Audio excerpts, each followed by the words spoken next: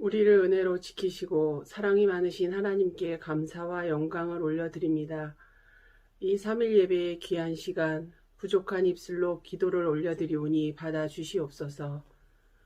주님 주신 귀한 한 해의 7월을 보내고 있습니다. 날마다 주의 은혜로 잘 지내왔음을 감사하고 또 감사합니다. 저희의 현실과 상황을 가장 잘 아시는 하나님, 주어진 저희의 모습들이 비록 충분히 만족스럽지 않은 삶일지라도 그 안에 주님이 계시고 그 주님으로 인해 저희가 든든히 서갈 수 있음을 고백하오니 저희 마음을 주님 지켜주시옵소서.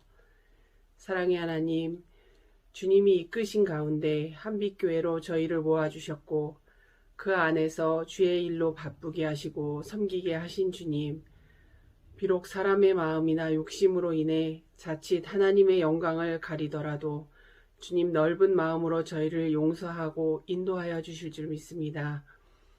군인교회 성도들로서 시기적으로 반복되는 진급의 기회들을 통해 더 성장하게 하시고 군에서 쓰임받는 자, 또 다른 사회에서 쓰임받는 자로 준비되게 하여 주시옵소서.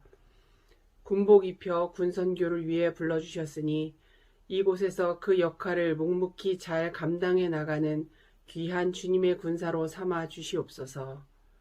주님, 계속 변해가는 코로나의 상황 가운데 잘 이겨나가게 하시고 이 반복되는 위기로 인해 어렵게 이루어진 통합 예배가 끊어지는 일이 일어나지 않도록 이끌어 주실 줄 믿습니다.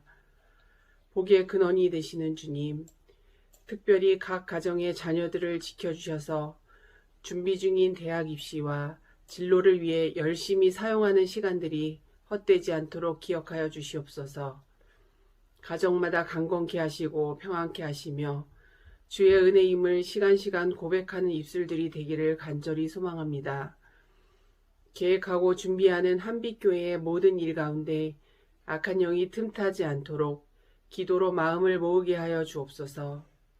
찬양하고 말씀을 묵상하며 기도로 무장하는 한빛 성도들이 되게 하시고 그 기도로 말미암아 기초가 세워지고 기둥이 되며 주님 원하시는 신실한 결실로 쌓아 올려지도록 이끌어 주시옵소서. 남은 한 주간의 시간도 감사가 넘치기를 간절히 기도합니다. 주님의 임재하심을 인정하며 기쁨으로 여기는 자 될 줄 믿으며 우리를 사랑하시되 끝까지 사랑하시는 예수 그리스도의 이름으로 간절히 기도드립니다. 아멘. 오늘 온라인 예배 참석하신 여러분 가운데 하나님께 부어주시는 은혜와 평강이 지금 이 순간에도 또 앞으로도 충만케 임하시기를 축복합니다. 아멘. 오늘 말씀 보겠습니다. 요한복음 14장 말씀 보겠습니다. 14장 25절입니다. 내가 아직 너희와 함께 있어서 이 말을 너희에게 하였거니와 이렇게 되어 있습니다. 예수님은 이 함께한다라고 하는 그 단어를 종종 사용하십니다. 특별히 제자들에게 많이 말씀을 쓰셨죠. 함께하고 있다. 그리고 내가 떠나간다. 요한은 이 말들에 대해서 자주 주목을 했습니다. 그래서 공간복음서보다 더 많이 함께하시는, 또 이제 떠나가려고 하는 것을 준비하시는 그 예수님에 대한 그 마음을 잘 표현했었던 것을 보게 됩니다.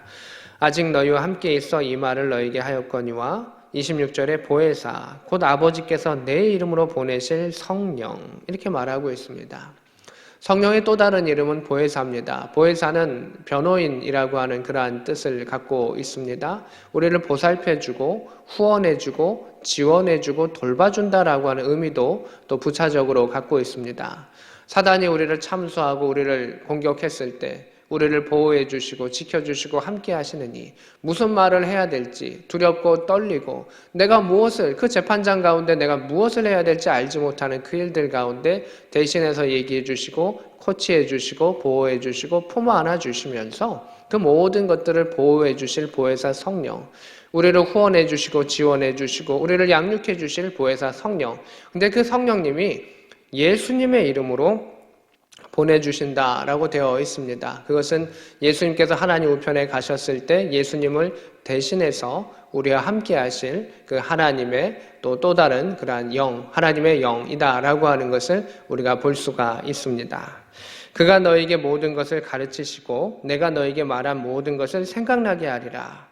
이 성령님께서 악한 영으로부터 우리를 보호해 주시고 함께 해 주시는데 가장 중요한 성령님의 역할이 있습니다. 기능이라고 하면 이제 물건처럼 느껴지기 때문에 역할이라는 단어를 쓰겠습니다. 그 역할은 무엇이냐면 하나는 모든 것을 가르치신다. 우리가 무엇을 할지를 코칭해 주시고 가르쳐 주신다는 겁니다. 얼마나 놀랍습니까? 우리는 이 땅을 살아가면서 모르는 게 많고 무엇을 해야 될지 어느 것이 하나님의 뜻인지 알지 못하는데 이 모든 것을 가르쳐 주신다. 이 말을 해야 돼. 이렇게 해야 돼. 재판장 가운데 우리가 어떤 고소를 당했을 때 말 한마디가 위험에 처할 수도 있고요.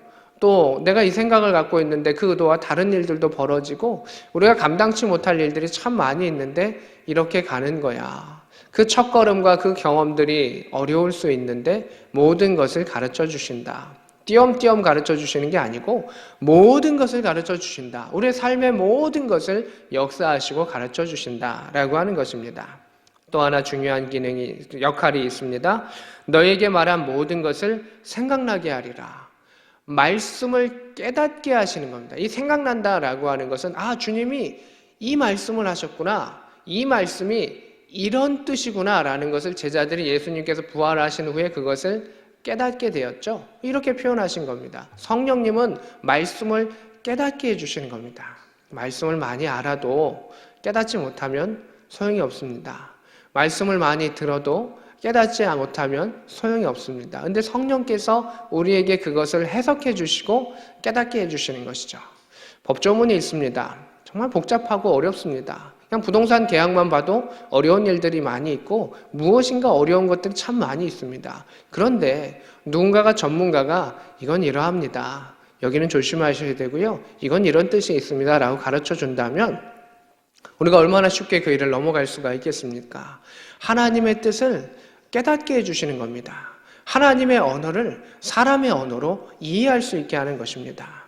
우리가 하나님의 뜻이 참 중요하다라고 말하고 그러하기 때문에 이 말씀을 보는 것인데 이 말씀이 우리 안에 역사하게 하시는 것, 그게 바로 성령 하나님의 그러한 역할이시다라고 하는 것을 보게 됩니다. 27절입니다. 평안을 너에게 끼치노니 곧 나의 평안을 너에게 주노라. 내가 너에게 주는 것은 세상에 주는 것과 같지 아니하느니라. 이렇게 예수님 말씀하신 것을 보게 됩니다. 사도 바울도 성도들에게 은혜와 평강을 강조했었고 예수님도 여기서 평안이라고 하는 그 단어를 쓰시는 것을 보게 됩니다. 지금 예수님께서 제자를 두고 떠나가시는 그러한 상황입니다. 제자들의 입장 가운데는 몹시 불안한 상황일 수 있습니다. 그런데 예수님께서는 내가 평안을 너에게 준다. 근데 너에게 주는 그 평안은 세상에 주는 것과 다르다. 세상이 주는 평안은 어떠한 것이냐 하면 일이 다 정리되고 아무 일도 없는 것. 그래서 나 정말 평안해요 라고 하는 것이 평안일 것입니다. 그냥 언제든지 깨질 수 있는 평안입니다. 외부의 침입이 있고 또 흔들림이 있고 내 마음을 자극하는 게 있으면 언제든지 깨지는 평안입니다. 근데 예수님께서 그러하기 때문에 세상의 평안과 내가 주는 평안은 다르다. 내가 주는 평안은 이 땅 가운데 내가 주는 평안은 여러 가지 일들이 있다. 나는 떠나가고 나는 십자가에 달리고 너희들은 고난을 당한다. 어려움이 있다. 그런데 그 가운데에 누릴 수 있는 평안, 그것이 내가 너희에게 주는 평안이다. 주님은 이렇게 이야기하신 겁니다. 모든 일이 만사형통하고 잘 된 가운데 누리는 평안이 아니라 고난이 오고 광야의 길을 가고 십자가의 길을 걸어가는 그 순간 가운데서도 잘 되는 일도 있지만 안 되는 일도 있고 늦어지는 일도 있지만 그 가운데 누리는 평안, 그 평안을 너에게 준다라고 말씀하시는 것을 보게 됩니다. 너희는 마음에 근심하지도 말고 두려워하지도 말라라고 하는 것입니다. 일이 없기 때문에 근심하지 않는 것, 또 일이 없기 때문에 두려워하지 않는 것이 아닙니다. 일이 있습니다. 두려움 몰려옵니다. 그러나 출애굽의 말씀처럼 너희는 가만히 있어 주가 주되심을 바라보라 라고 하는 그 역사처럼 적이 몰려옵니다. 시간은 촉박해져 옵니다. 변화는 없는 것 같습니다. 언제 하나님의 계획이 이루어질까 두려운 마음도 들기도 합니다. 어떻게 막아야 될지, 내가 무엇을 해야 될지 그 과정 속에 마음이 촉박해지기도 합니다. 그러나 하나님 역사하심을 믿고 그 성령님께서 내게 말씀하시는 것을 믿으며 주께서 이루실 줄로 믿고 그 자리 가운데 평안을 유지하고 근심을 덜어내고 두려움이 오는 것을 떨쳐내면서 그 가운데 담대히 서는 그 평안을 주님께서 말씀하시는 것을 보게 됩니다. 십자가의 사건 가운데 평안, 또한 혼자 있음의 가운데서도 이루어지는 그 평안, 성령께서 우리와 함께 하신다. 오직 그것을 예수님께서는 강조하신 것을 보게 됩니다. 28절입니다. 내가 갔다가 너희에게로 온다 하는 말을 너희에게 들었나니 나를 사랑하였더라면 내가 아버지께로 감을 기뻐하였으리라. 아버지는 나보다 크심이라. 이렇게 말하고 있습니다. 예수님이 떠나감을 제자들은 걱정하고 있습니다. 그것이 상황입니다. 그런데 주님은 너희에게로 다시 내가 온다라고 하는 그 이야기를 하시는 겁니다. 이게 신앙의 멋이고 맛인 겁니다.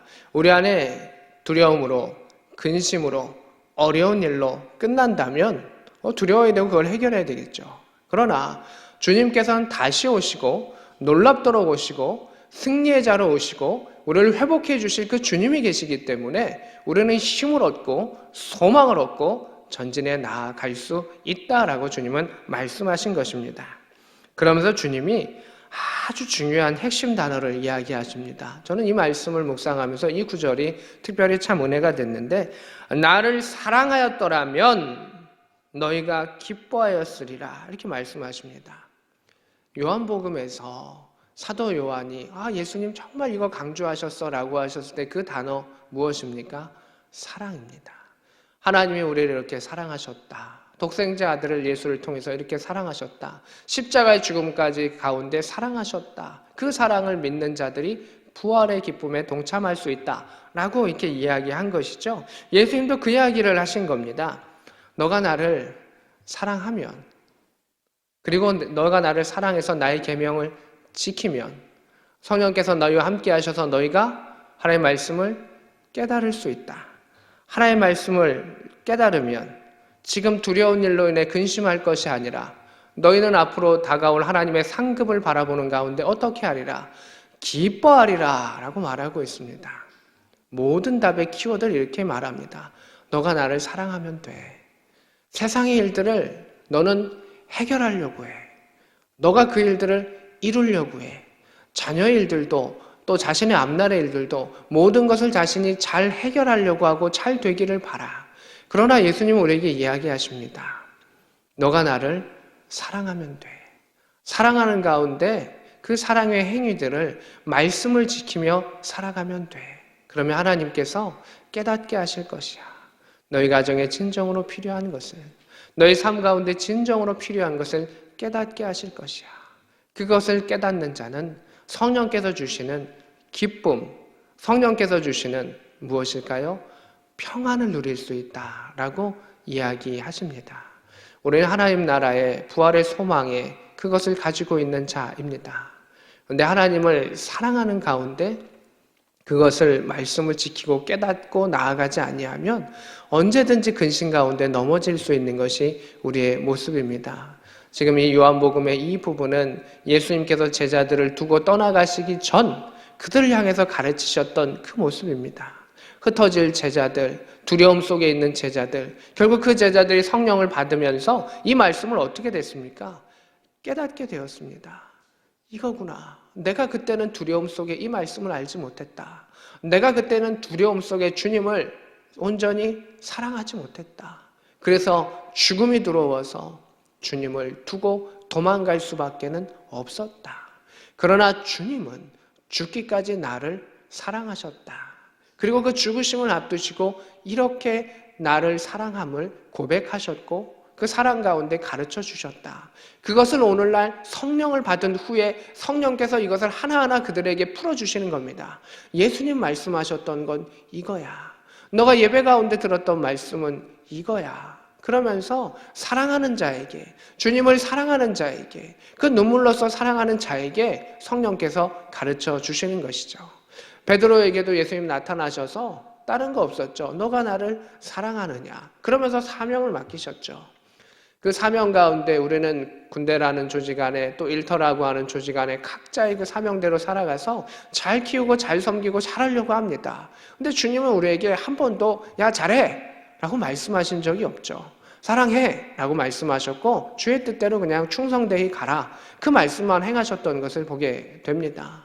오늘도 주님은 우리에게 말씀하십니다. 너가 나를 사랑하면 성령을 받을 것이다. 너가 나를 사랑하면 하나님 뜻대로 행할 것이다. 너가 나를 사랑하고 하나님 뜻대로 행하면 성령께서 평안을 주시고 기쁨을 주시고 부활의 소망 가운데 나아가게 할 것이다. 주님께서 오늘도 우리에게 이렇게 성령님을 통하여 말씀해 주고 계십니다.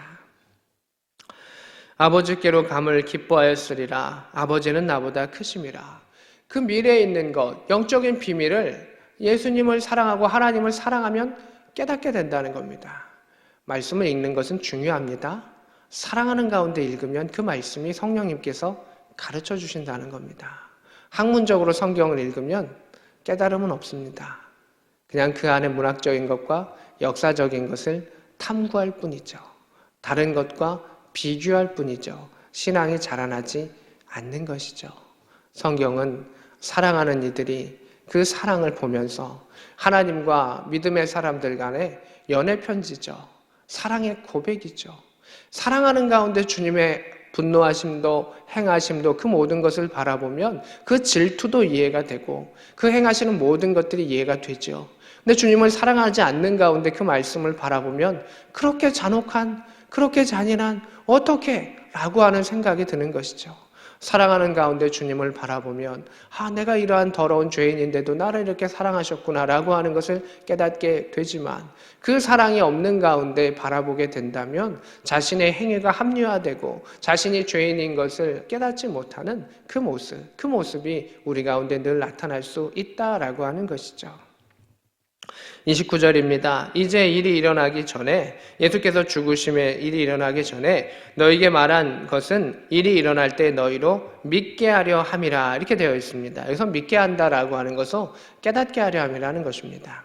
어떤 것은 그것이 닥쳤을 때 깨달을 수 있습니다. 어떤 것은 지난 후에 온전히 깨달을 수 있습니다. 제자들은 닥쳤을 때는 조금, 그리고 그것이 지난 후에는 더 성령을 받고 온전히 깨닫게 되는 것을 보게 됩니다.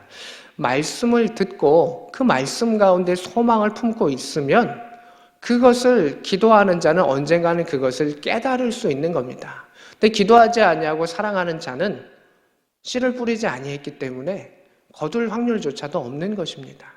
사랑하는 자는 씨를 뿌리는 것입니다.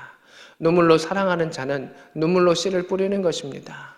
눈물로 그 말씀을 듣는 자는 그 소망 가운데 역사하실 하나님께서 열매 맺게 하신다는 것입니다. 너희들이 지금 안에 근심이 있고 일들이 있고 여러 가지 일들이 있느냐? 근심하지 말아라. 내가 너를 지킬 것이다. 너는 나를 사랑하고 그 고백을 행하고 그 뜻대로 살면 된다. 주님은 오늘도 우리에게 그 말씀을 하십니다. 30절입니다. 이후에는 내가 너희와 말을 많이 하지 아니하리니 이 세상의 임금이 오겠습니다. 그러나 그는 내게 관계할 것이 없으니 31절 오직 내가 아버지를 사랑하는 것과 아버지께서 명하시는 대로 행하는 것을 세상이 알게 하려 함이라. 아멘. 이 말씀이 이제 요약돼서 예수님께서 말씀하시죠. 이제 세상의 임금이 온다. 세상의 종말이 올 수도 있고 여러 가지 일들이 있을 수 있다. 근데 그러한 것은 크게 너희들이 관여할 필요가 없다. 지금 너희가 이 땅에 중요한 것, 31절에 오직 너희에게 중요한 것은 무엇이냐? 내가 아버지를 사랑한다는 것이다. 아버지께서 명령하신 대로 행한다는 것이다. 예수님은 이 땅 가운데 그것을 말씀하셨습니다. 예수님 우리에게 본입이 되어주셨지 않습니까? 이 땅 가운데 중요한 게 뭔지 아니?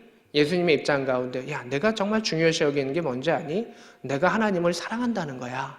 그리고 내가 십자가를 지지만 내가 하나님의 뜻대로 행한다는 거야. 나는 그것이 이 땅 가운데 내가 행하는 가장 중요한 일이야. 그것을 예수님께서 말씀해 주셨습니다. 우리도 마찬가지죠. 이 땅 가운데 하나님께서 기억하시는 것이 무엇입니까? 우리가 하나님을 얼마나 사랑했는가?